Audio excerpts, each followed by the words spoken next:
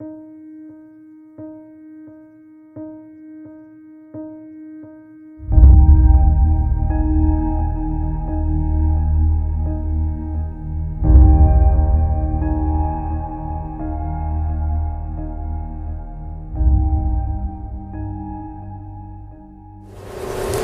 right, so welcome back. Hello, everyone. Today we'll be doing our 8th session as we go through our advanced immigration law training. And last week we talked about asylum, kind of the basics, and we talked about, the need for a well-founded fear and what that means, and we talked about what different types of persecution, what types of violence might constitute quote-unquote persecution. This week we're going to go a little bit more in depth to look at the particular social group, which is often one of the sticky issues in asylum law. We're going to talk about some of the bars, and we're going to talk about withholding and CAT in a little bit more detail. All right? So our agenda, again, we'll do advanced asylum, and we'll focus on the particular social group. We'll talk also about just very briefly about the topic of humanitarian asylum. Some people don't know much about that concept, so it's a good one to review. We'll talk about the bars, we'll talk about withholding and CAT, and then we'll go over our quiz. All right, so let's get into kind of advanced asylum. So last week, as I was mentioning, we have our elements. We've got to show a well-founded fear of persecution on account of one of those 5 protected grounds. It's got to be your race, religion, nationality, political opinion, or your quote-unquote membership in a particular social group. So, and we've got some of the bars. We talked about the 1-year deadline, and there are other bars that we'll go over today. So what's really the problem with this? Right? And of course, the problem that can be so frustrating with an asylum case is how narrow and how limited and how unavailable asylum relief feels to a lot of our clients, right? So, we know the history. We talked about it last time. Asylum was passed in the Geneva Convention in 1951, right after World War II, right? And the idea at that time was like, gosh, okay, Jews fleeing from Germany, we don't want to deport them back to Germany where they're going to be facing death camps, where they're going to be, seriously persecuted, right? And so let's create some laws that might prevent from, people that are fleeing that type of genocide from having to go back to that type of situation. So let's think about it, constructing the law. Okay, persecution on account of race, religion, nationality, political opinion. The problem is that 20th century violence, genocide that we were seeing, doesn't, let me say it this way, the violence has changed, right? So right now there are gangs and there are, people that are committing human rights violations, and there are serious atrocities and humanitarian problems happening throughout the world, and they don't fit so cookie cutter into the way that violence was happening at the time the asylum statutes were passed. All right? In other words, the Mara Salvatrucha doesn't really give a crap what your race is or what your religion is or whether or not you fit in some sort of particular social group. They're going to harm you no matter what, right? And the question is, why can't asylum law adapt to the types of violence and the type of harm that a lot of our clients are experiencing? And the truth is it has slightly, but it hasn't fully. So that's what we'll explore today. So really, the particular social group is where it's definitely not the gangs situation, right? They're definitely not targeting our clients because of their race or their religion or their nationality. It's very rare and very uncommon that we can win on political opinion, right? So the fight is almost always around this fifth category, which is quote-unquote membership in a particular social group. So we'll look at that in a lot more depth because it's involves so much, it's central to so much of our asylum cases, right? So what is a PSG? So matter of Acosta, the very first PSG case, right, decided by the board, said that the group, right, the particular social group, right, it must be based on a, quote, common, immutable characteristic, which is so fundamental to the applicant's identity or consciousness that he or she should not be required to change it. They either cannot change it or they should not be required to change it, right? It can't be voluntary association with the group, right? So there's a particularity requirement, right? It's a particular social group. So what does this term particular even mean? It means you've got to have enough distinctness. It's got to be actually a group, right? You can't just say, hey, you know, everybody who once wore Birkenstock sandals is going to be subject to violence, right? Like, is that really a group of people? Right? It's like you can't. Everybody who once wrote on a whiteboard, right? You could think of like random things. Is that really a group of people, or is that just like kind of everybody, or is that just kind of random? Right? It can't be random. It's got to be a sufficiently distinct subset of society that would be harmed. Right? All right. So a social group is particular if it can be accurately described in a manner sufficiently distinct that the group would be recognized as a quote-unquote discrete class of persons, right? It can't just be, you know, whatever, anybody who ever wore socks. That would sort of be everybody, right? Okay, so examples of recognized particular social groups, right? Family has been recognized as one of the, they've even called it this in certain cases, the quintessential social groups, all right? You can't change your family. It's immutable to who you are. It's like one of your characteristics. So family has been recognized. Sexual orientation, sexual identity, transgender, transsexual identity, they have been recognized. Former occupations and status. So there's a case that said former military, former police status, like if somebody's going to do harm to you because of who you used to be, you can't change who you used to be. All right? There's a distinction, though, because you can change who you are. And this case actually talks about if you're being persecuted because you are currently a police officer, right? You have a freedom of choice. You can choose to leave your job and go find a different one and thereby evade persecution. But if you're being persecuted because you used to be a police officer, you don't have that ability anymore. Like, you're stuck. It used to be the case, and that's why you're being persecuted today. And so now you're a member of a group now, right? Of all of those people who used to participate in whatever it is activity. All right?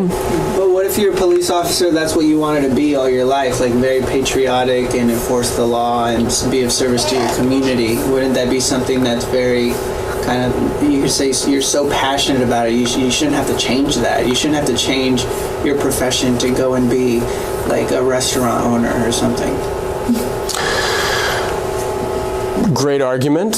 That would be interesting to make that argument. I feel like the group, like if you stop the intention of the individual, right? Of like this, here's the problem. If you're in court and you're arguing that your quote-unquote particular social group is the group of people who have the intention that this is what they wanted to do since they were little kids, if that's the group, it's going to be impossible to be, there's no social visibility, right? You can't define the group based on the intention of what's going on in their minds. I get that. Right. I know that part of the process, but it just seems like I get the former occupation, but what about your current occupation? I don't. Right. So, I mean, unfortunately, that's matter of Acosta, right? He was driving taxis, and he was targeted because he was like in this taxi co-op that the guerrilla in I'm pretty sure it's an El Salvadorian case, was like after these drivers, right?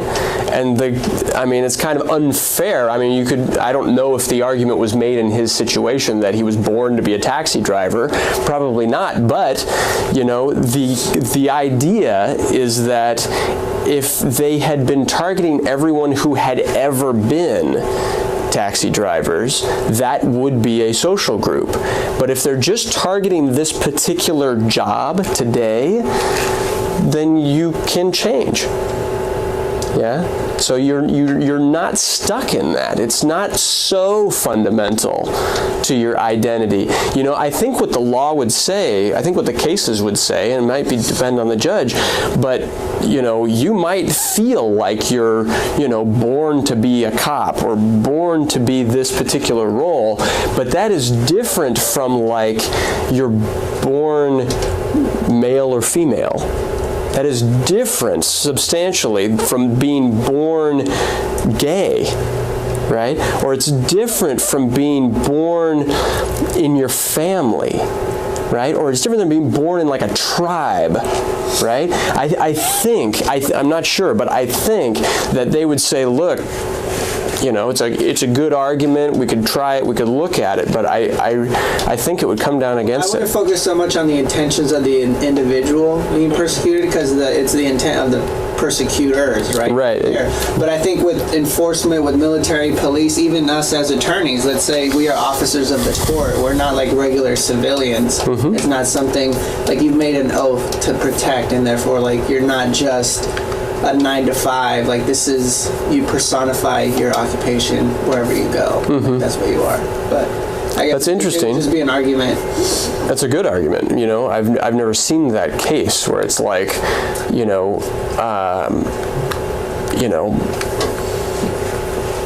Mexican attorneys could, you know, that could be a social group. Yeah, I think that could be.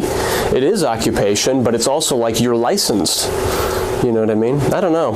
I think matter of Acosta, they had the medallions, you know, it was like the taxi medallion, that sort of defined their group too. That'd be an interesting case. Right, it's not like, oh, let's say you drive Uber in Rome and it's very contentious right now. Yeah. It's like, oh, well, you cannot drive Uber, you know, like it just, but anyhow, that would just... It's interesting. Yeah. I mean, yeah. I don't have a good answer. Except that I think it would be a tough case. It would be fun to fight, but I think it would be a tough case. So gender-related claims, obviously we've seen our FGM cases. We talked about female genital mutilation last time a little bit. Domestic violence cases, so, you know, it says race, religion, nationality, political opinion, and membership in a particular social group. Nowhere on that list is gender, right? Which has been a problem for years, right? The matter of ARCG, which is a case that basically said that Guatemalan women who are unable to leave their relationships could be a particular social group if we look at the particular facts of that country, and if we see if there are laws that are passed that are to protect people that are in that situation, or if we have to look to the country to see, is this really a group, right? And if it is, then it's finally, you know, recognizable. In some instances, domestic violence cases can be successful. All right, young men who have been subjected to gang recruitment and have refused gang membership is not a particular social group. So here's the thing. Okay, I meant to put that on this slide. All right, gangs. We need to talk about gang cases. All right, this is basically the only successful gang argument that at least has been found in the Ninth Circuit. All right, so Hernandez-Rivas is holding that witnesses who testify against gang members can constitute a particular social group. All right.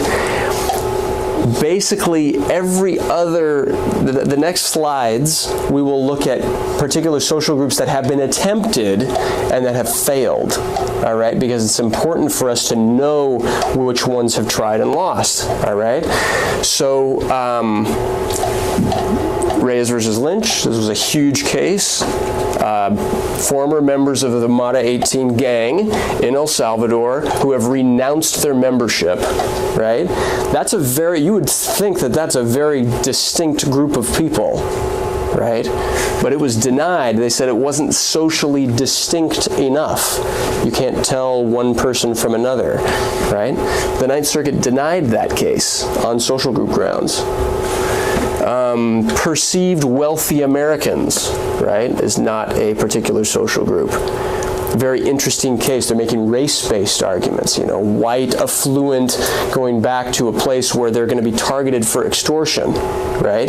Doesn't work, all right? Barrios versus Holder, rejecting the petitioner's claim he was a member of a particular social group as a young man in Guatemala who was targeted for gang recruitment but refused to join. The gang cases are very, very tough, right? Ochoa versus Gonzalez, business owners in Colombia who rejected demands from narco-traffickers to participate in illegal activity. That's too broad of a category. Lee versus INS, persons of low economic status in China, was denied. I'm not surprised by that. That's a huge, it's like 500 million people are in that category, right? Although numbers by themselves shouldn't be the situation, shouldn't be the analysis. All right, Arriaga Barrientos. Let's see, where did I pull this one out? Okay, these two cases are interesting. These are the former military and the former police officer cases, all right? And the problem with these ones, so former servicemen in Guatemalan military is not a particular social group, even though it could be, all right? For family members of Salvadorian military deserter was not a particular social group. Here's the thing, for these cases, the analysis isn't so much that it can't or could be a particular social group, it's like, is it? Right? One part of the analysis is like, could the group that we are offering be recognized as a quote-unquote particular social group as we define it? But the other question is it actually a group, right? Is it actually happening in El Salvador? Is it actually happening in Guatemala that group is there? Right? It's got to literally be a group. So yes, we've seen cases where former servicemen in Guatemalan military, former servicemen in the police could theoretically be a social group, but is it? Right? Anyway, that's all I'm going to talk about on PSGs. All right? The point isn't to like hammer down every single PSG out there. It's impossible, right? The point is where do we start thinking about the analysis of how do we create a PSG that might make sense in our case, and we've got to hit the basics. Hit the basic points. Is it so fundamental to the group that they either should not or cannot or should not be required to change it? Is there social distinction, right? And we look at the cases and figure that out. Okay, good. The other thing that I'll say before we go into humanitarian asylum is when I've really briefed social groups, when it's really a fight, I offer 3, 4, the most I've ever offered is 7 different social groups in one case and brief each of them, right? In the alternative, if the court doesn't like this this way of describing the group, then alternatively we'll describe it this way, and here's why this is socially distinct, and you go through the different prongs of the analysis. Make sense? Yes. Cool. All right. So humanitarian asylum, this is just one slide, and I wanted to put it in here because it's got to fit in somewhere in the context of asylum, right? And it's cool in certain instances. What we're talking about with humanitarian asylum is there is past persecution, and there is past persecution on account of one of the protected grounds, but there's no well-founded fear anymore. All right? So this is the instance in the quiz where you had serious violence in the past, but now your ex-husband died, right? Or there's no more well-founded fear. Something has changed, something has happened where you're not necessarily going to suffer the same level of violence back in the past. All right, the immigration judge or the BIA may grant asylum to a victim of past persecution, even where the government has rebutted the applicant's fear of future persecution, if the asylum seeker establishes either one or two. So one is compelling reasons for being unwilling or unable to return to the country arising out of the severity of the past persecution. So if you can show that the past persecution was really, really, really nasty, then you can win asylum based on that and that alone, all right? Or two is if there's a reasonable possibility that he or she may suffer some other serious harm. And we call this other serious harm humanitarian asylum, all right? And cases have been won on this. For example, if you have the classic in this is somebody who has been the victim of all kinds of like sexual violence, right? And now they maybe have contracted AIDS. Right? So in that situation, even if the situation has gotten better in whatever country they've come from as far as the violence goes, if the medical evidence is not in place there, that can be an other serious harm for the purpose of arguing and winning humanitarian asylum. Does that make sense? I've also seen the other serious harm, for example, from cases where, I mean, you can argue it in many contexts, but, you know, somebody from a country where, like say they suffered serious violence in a country in the past, and now there's some crazy outbreak there. Now there's some crazy, you know, you could argue it even if there's like some crazy like natural disaster, a volcano erupting there. You know, what is other serious harm? It's like you can be creative with that. It doesn't have to be quote unquote persecution. All right. We good on this? Yeah. Okay, cool. All right, so now let's go through the bars. Sorry that there's so much wording in many of these future slides. So these are basically the 7 big bars, and we'll go over them slide by, you know, one at a time here. So the 1-year bar, we sort of looked at that last time. We'll talk about it again briefly. A safe third country, persecution of others bars, particularly serious crime bar, material support of terrorism bar, risk to national security, and frivolous application for asylum. And we'll just go through them, boom, boom, boom, and go through it. Okay, so the 1-year bar, it's always important to remember it was created in IRA, so it started to be effective as of April 1st, 1997. You know, now all of our cases are after that date, but before then, you didn't have to meet the 1-year filing deadline. It's also interesting to note that there is no 1-year bar under international law, so it's just, it's BS, if you want my opinion on it. It shouldn't exist, but it's there. It's calculated from the date of the person's last arrival to the U.S. There are 2 exceptions for it. We talked about this last time. The first is if you have changed circumstances that materially affect the applicant's eligibility for asylum. Materially affecting their eligibility is the main buzzword there. Extraordinary circumstances that are directly related to the delay in filing. So this is often like if somebody's sick, hospitalized, something like that, or if they're currently in lawful status, or if there's a list in the regulations of things that constitute extraordinary circumstances. Basically, changed circumstances is something that is bad that happens in their home country, typically. Extraordinary circumstances typically are things that cause your delay here in the U.S.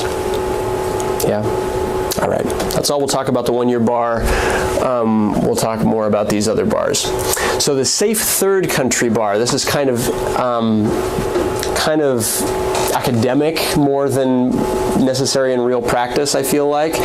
But let's go through it. An applicant has no right to apply for asylum if he or she may be removed pursuant to a bilateral or mutual agreement to another country, right? In which their life or freedom would not be threatened on the statutory grounds.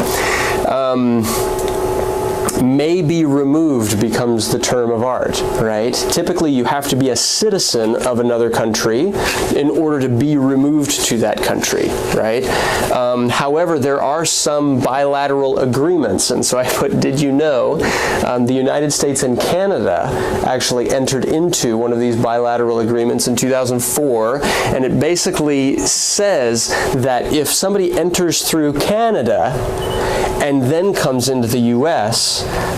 can remove them to Canada to seek Canadian asylum, right? And vice versa, right? So it's sort of like they're barred from seeking asylum in the U.S. because there's a safe third country where they can seek asylum pursuant to treaty. Okay? Slightly different but similar concept is the firm resettlement bar, all right? The firm resettlement bar basically says you can't get asylum here if you have resettled yourself in some other country that's safe to you, right? So, subject to two exceptions, which we won't get into, an alien has firmly resettled if, prior to arrival in the United States, he or she has entered another country with or while that country received an offer, entered another country, anyway, whatever, an offer of permanent resident status, citizenship, or some other type of permanent resettlement. So this is kind of what you're fighting against, right? If you had a visa to travel through some other country, you're not firmly resettled. All right? If you have some offer of permanent resident status, or if you actually became a permanent resident of that country, or certainly if you became a citizen of that country, then you will be found to be permanently resettled or firmly resettled in that country, and you won't have asylum status in the U.S. unless that country is persecuting you. Then you'd have to, show well-founded fears of persecution to two countries, right? Okay. So, how do you argue this, right? I'll start at the very bottom. The government bears the initial burden, right, of showing that the firm settlement bar is even remotely in the picture, right? But if they do that, then we've got to overcome that burden basically by showing one of these two things, all right? So first, that that our client's entry into that country was a necessary consequence of the flight, right? That she remained in the country only as long as was necessary to arrange onward travel, that she did not establish significant ties to that country. That's all the first. The second is that the conditions of his or her residence in that country was so substantially or consciously restricted by the authority of the country that they should not be deemed to be resettled. I'm not going to go into this too much more. Okay. So the next bar that we'll look at is the persecutor of others bar. It's not particularly common. I've only fought one case that was denied asylum by the asylum office on persecutor of others bars and on a persecutor of others bar, and then we were litigating this issue 3 individual hearings in immigration court, right? It's not particularly common, but it can be particularly nasty when we have to fight about it. So a person who ordered, incited, assisted, or otherwise participated in the persecution of any person on account of any one of the protected grounds cannot be granted asylum. All right? Serving as an interpreter during persecution can cause you to be barred. Right? I wasn't persecuting anyone. I was just interpreting for the person who was persecuting. Yeah? But you can still be, hey, you assisted in, you otherwise participated in that persecution, even if it was against your will. All right? That's the Fedorenko case. All right. Merely cutting the hair of inmates who are awaiting execution. Cutting the hair of an inmate is not enough participation, but serving as an interpreter is. Serving as an interpreter, you're doing something more active. Cutting the hair of an inmate who's awaiting execution is not action enough to trigger the persecutor of others bar. Acts of self-defense are not persecution, and typically acts of generalized violence or war that's happening, like if you're a part of the military and you're engaged in combat, that's typically not persecuting others. All right? It's one of the exceptions to the bar. Any questions about this? Okay. Particularly serious crime bar. There's just a couple more bars here. We're getting through it. An applicant in removal proceedings is barred if, quote, having been convicted by a final judgment of a particularly serious crime, he or she constitutes a danger to the community of the U.S., unquote. All right? They look at all of these factors, typically, to determine whether or not a crime is a quote-unquote particularly serious crime. So looking at such factors as the nature of the conviction, the circumstances underlying the conviction, the type of sentence imposed, and most importantly, whether the type and circumstance of the crime indicate that the alien will be a danger to the community. All right? Now, there are certain crimes that they have just said are per se particularly serious crimes, typically aggravated felonies, fall in that ground. All right? Which I think is my next slide. All aggravated felonies, there it is, yeah. All aggravated felonies are categorically particularly serious crimes for the purpose of asylum, but only aggravated felonies for which the sentence, okay, so all aggravated felonies are categorically particularly serious crimes for asylum. But for withholding of removal, which we'll talk about in just a second, aggravated felonies for which the alien was sentenced to at least 5 years of imprisonment are categorically particularly serious for the purpose of withholding. So there's a difference, right? If an applicant pled guilty to the crime before that date, October 1st, 1990, the particularly serious crime bar cannot be applied categorically to deny relief. Anyway. Okay, so we're making our way through the bars. The national security bar is next. An applicant is ineligible for asylum if there's reasonable grounds for regarding the alien as a danger to the security of the U.S. I'm not going to go into much of the cases about this. Similar as the terrorism bar, an applicant's ineligible for asylum if he is inadmissible or removable for reasons related to terrorism. All right? Okay. So, frivolous asylum filing. All right. This brings us to some interesting conversations. All right. So if you lie and make up and fabricate an application for asylum, then you're not just barred from asylum. You're barred from everything, right? It's a bar to all immigration benefits. All right. So it's a big deal. An application is frivolous if any of its material elements are deliberately fabricated. And so the thing is like, you know, there are cases where you might have submitted documentation in your case that was a lie, right? You may have submitted a declaration that was a lie or that had falsities in it. That does not necessarily mean that your case is frivolous. The question is, you have to look at the material elements. Was there a well-founded fear of persecution on account of your race, religion, nationality, political opinion? You know, if there's one of those elements is just like completely fabricated, then it will be deemed frivolous, or it could be, right? Okay. Fabrication of material evidence does not necessarily mean fabrication of a material element, right? There's a distinction. All right. We clear on this? Okay. There are a whole bunch of procedural safeguards that I don't think we need to really go into.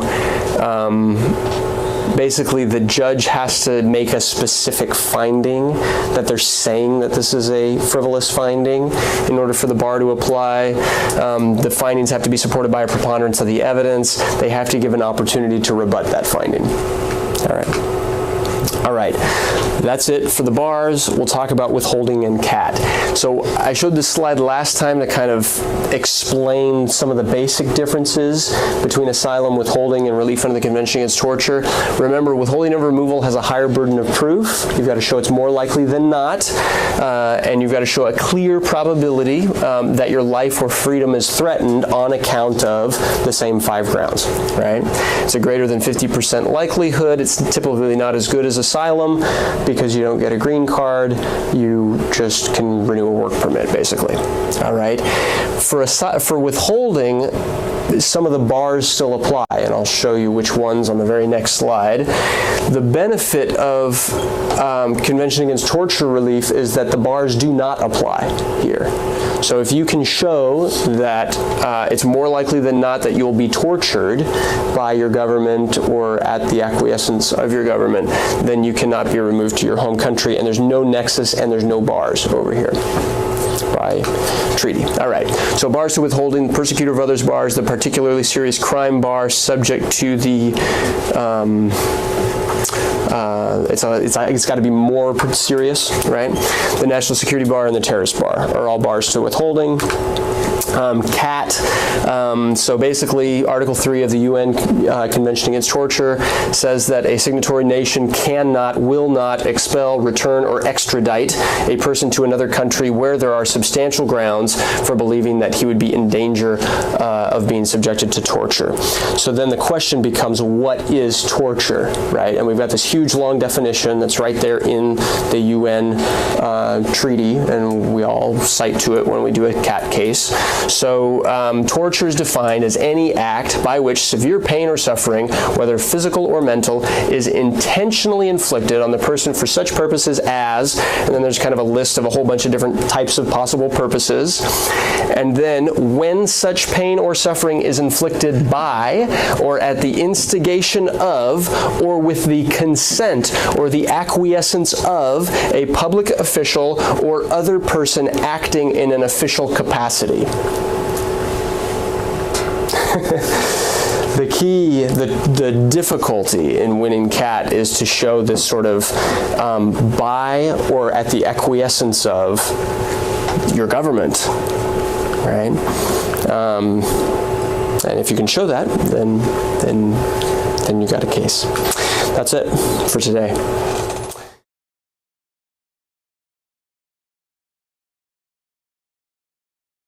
Okay, cool. So let's go over our quiz, and I will start. So 1, what is a particular social group as defined in U.S. asylum law?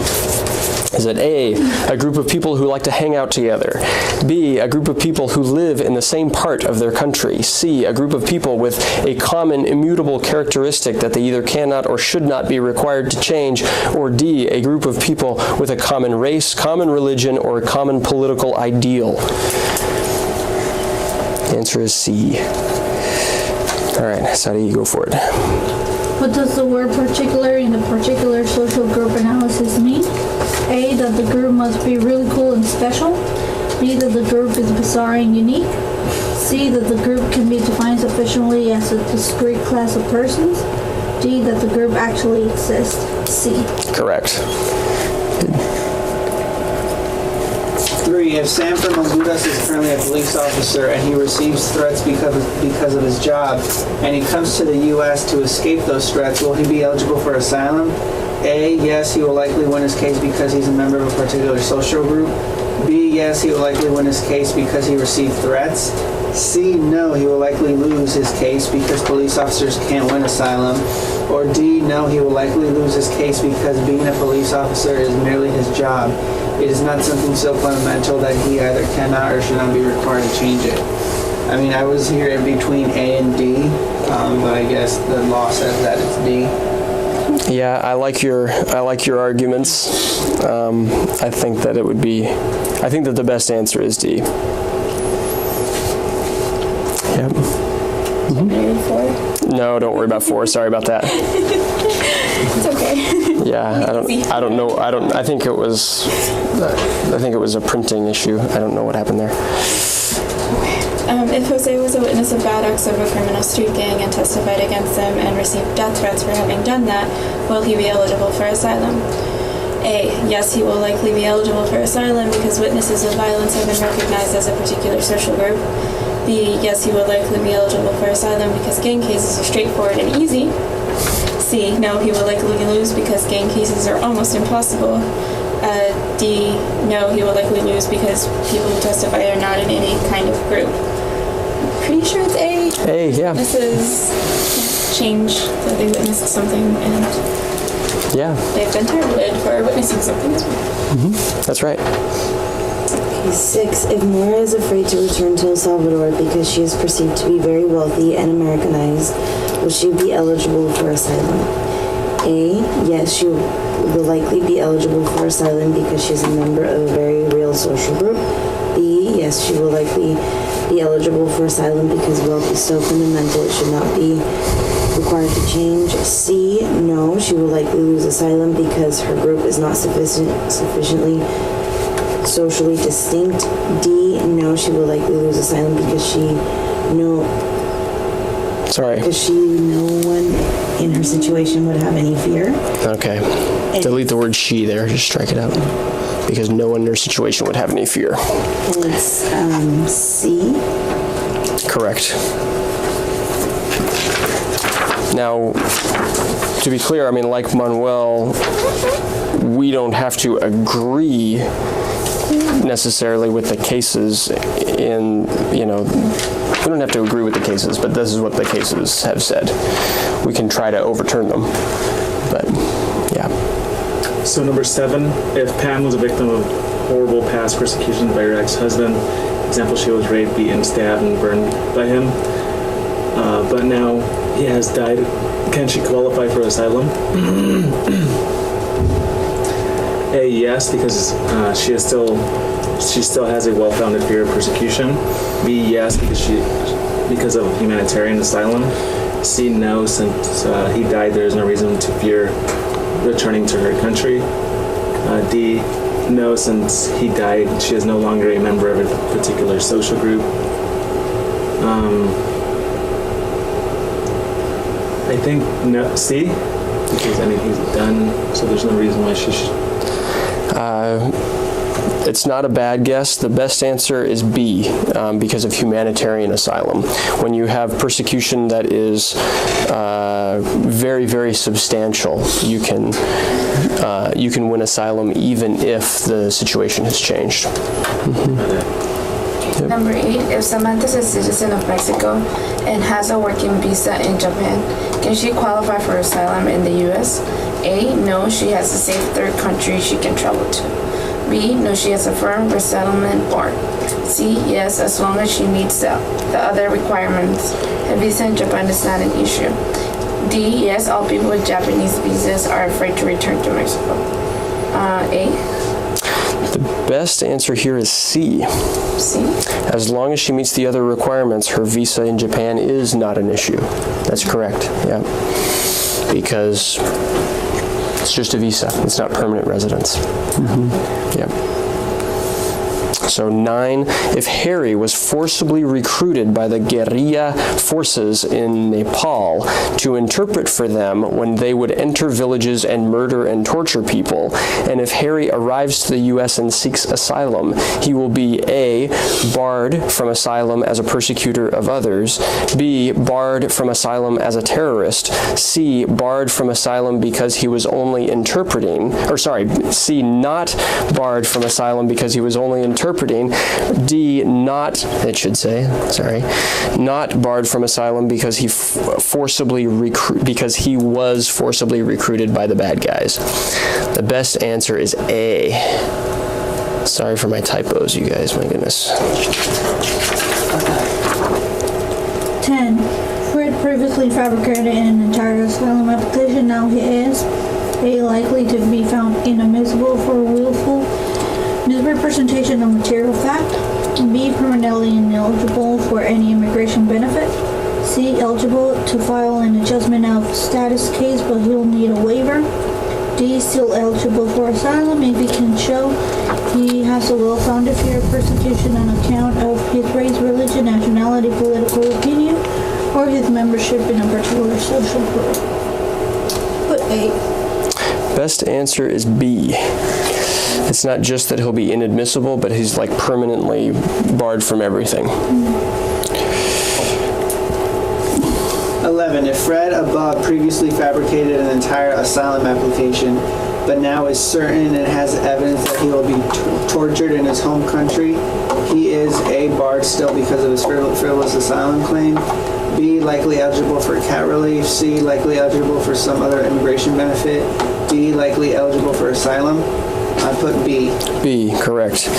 And the reason is because CAT has no bars, right? So the frivolous asylum issue is a non-issue for CAT. Yep. Is it not considered like an immigration benefit? Well, it's not under the INA, Yeah. and so it's under the UN treaty. So that's an interesting question. You're But saying like, oh, it seems like you're permanently barred for any immigration benefit. So I guess CAT not an immigration benefit. I mean, it is, but it's not directly under the INA. Yeah. Yep. Thanks, everybody. Sweet. Cool.